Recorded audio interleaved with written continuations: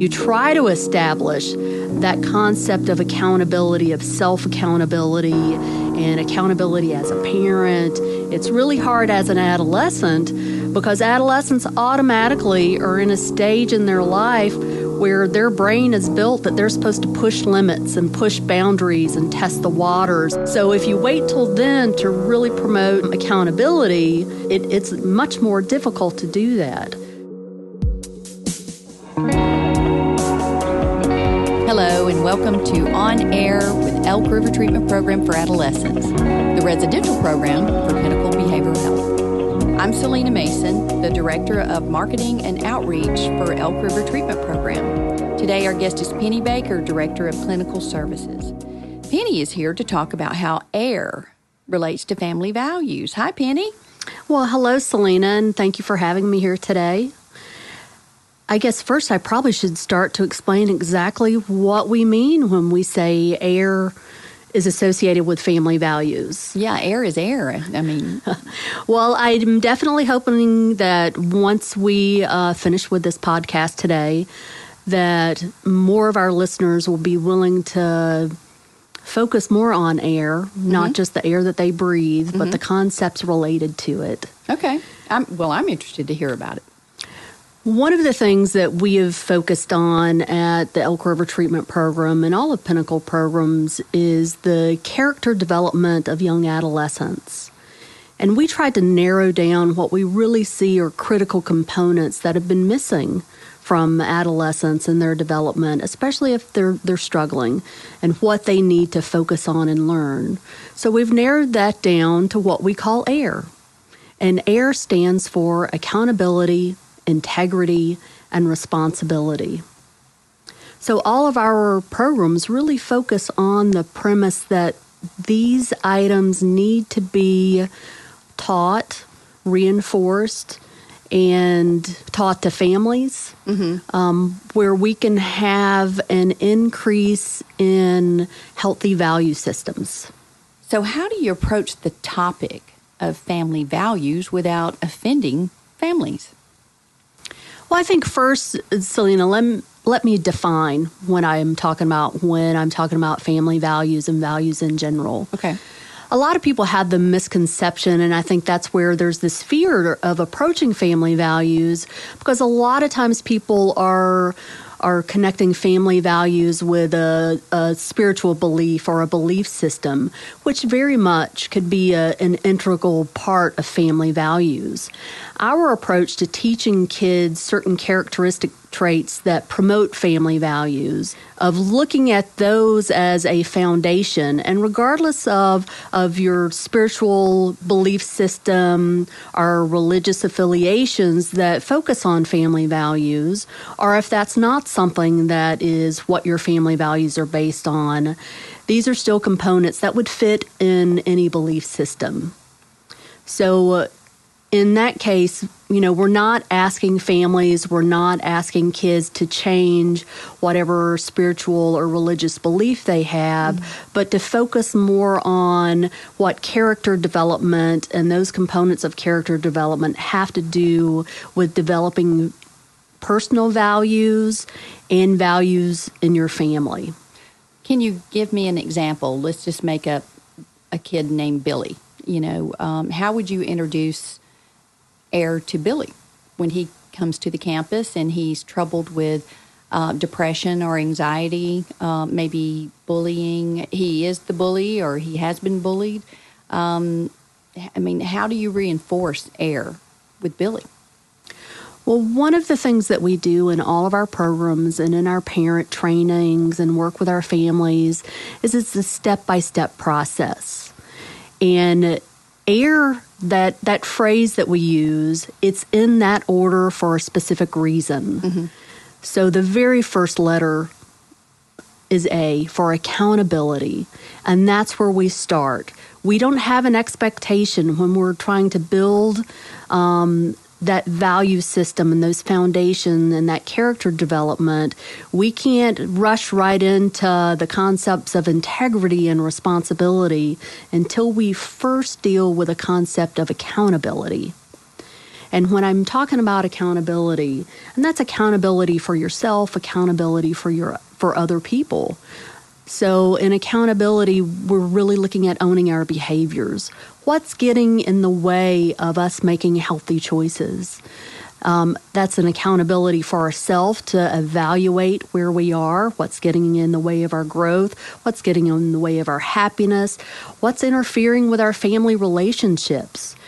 And when we're working with kids that come into the program to focus on this character development, we look at the whole family system, because we know for each kid coming through, their chances of success is really going to be based on having a solid value system based on these 3 characteristics. But for the kid to have that alone is not as successful if we can work in that family system and work with that family of how does the entire family promote those characteristics and role model that for their kids, use that in their family interactions. So it's accountability in the family. It's accountability as a parent. It's accountability as a kid. So it's important that we look at it all the way around. So some examples of accountability that I'm talking about.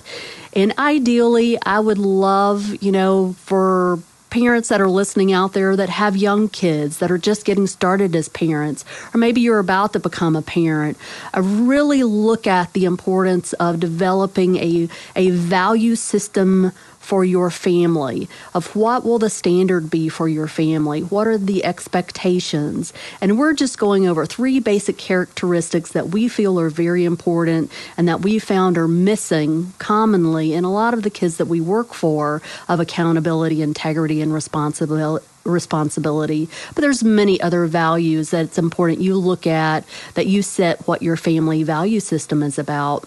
But even starting as young kids, as new parents, all the way through adolescence, looking at your parenting style and asking yourself, am I holding myself accountable to what my responsibilities are as a parent? Am I holding myself accountable in knowing when I make a mistake? Of owning up to it, because we all make mistakes, Selena, right. Especially as new parents, throughout parents, we make mistakes. Right. But being able to have that courage and that personal responsibility to own it, to hold yourself accountable. Okay, I made a mistake in my parenting. What can I learn from this? How can I do it differently? Owning that mistake. Because that's going to not only help you learn to be a better parent, you are role modeling to your kid that it's okay when you screw up. Mm-hmm. If you own it, recognize your mistake. As a family, we will work to problem solve, come up with a better solution, and then that way we can grow as a family together. So as a parent, you're setting the example, you're modeling that accountability piece. Absolutely. And I'm guessing that if it's a 2-parent household, that parents need to be on the same page. Absolutely. Ideally, we hope if we have parents who are divorced or live in 2 households, you want to have a pretty effective parenting plan. Because part of holding a kid accountable to the family values or the expectations of the home, first, you can't do that if the kid doesn't know what the expectations are. So to hold them accountable to an expectation, you have to have set and you have those hard conversations of these are the expectations for our family. And if you have 2-parent homes, ideally, you want to have similar expectations, whether it's school performance or behaviors or friends or how you show respect in the family or what just the day-to-day rules and expectations and guidelines are. The more parents can have that and be on the same page, the better that child's going to learn accountability, and the better you're able to hold them to that standard. Mm-hmm. Because then it gets complicated. It's a little easier when kids are younger, and that's when it's best to start, of establishing these character traits when they're younger.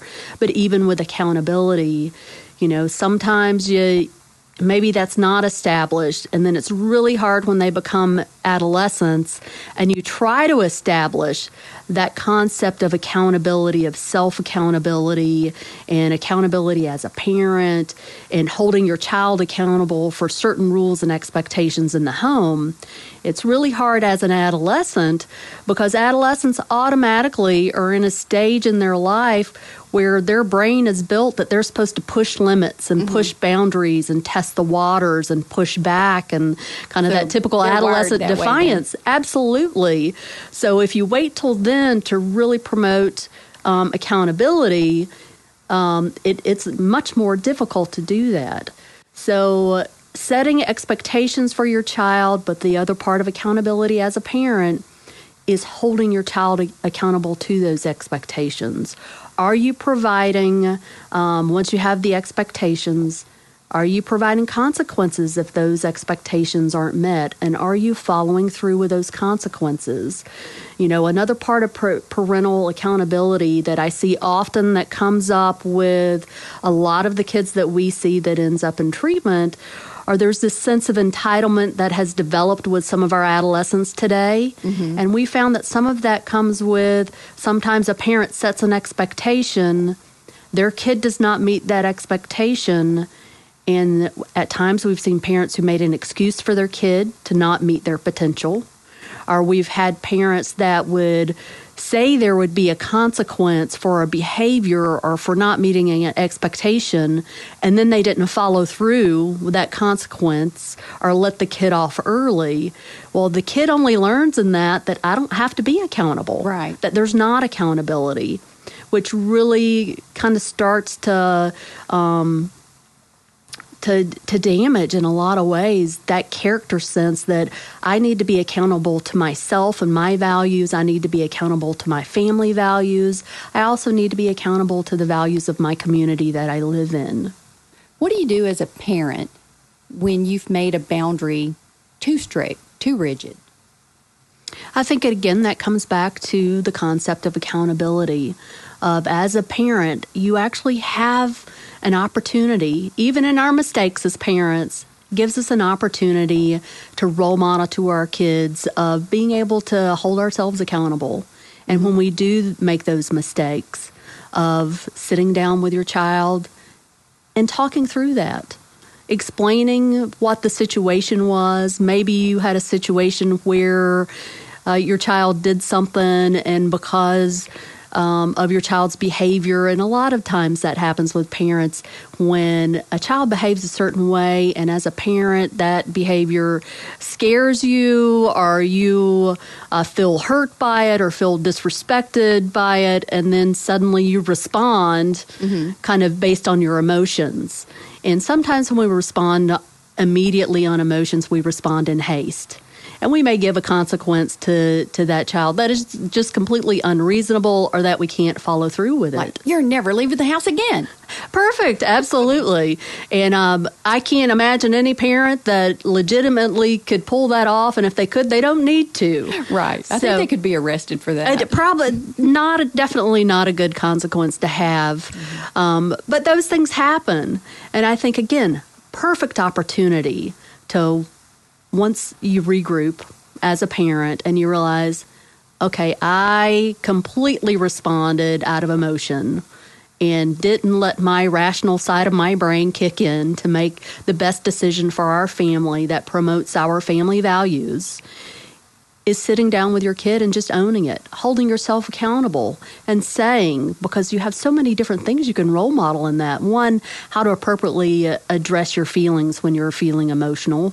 Or heightened emotion and making decisions. You can have that conversation with your kid. You can also sit and negotiate of what would be an appropriate consequence for this specific behavior.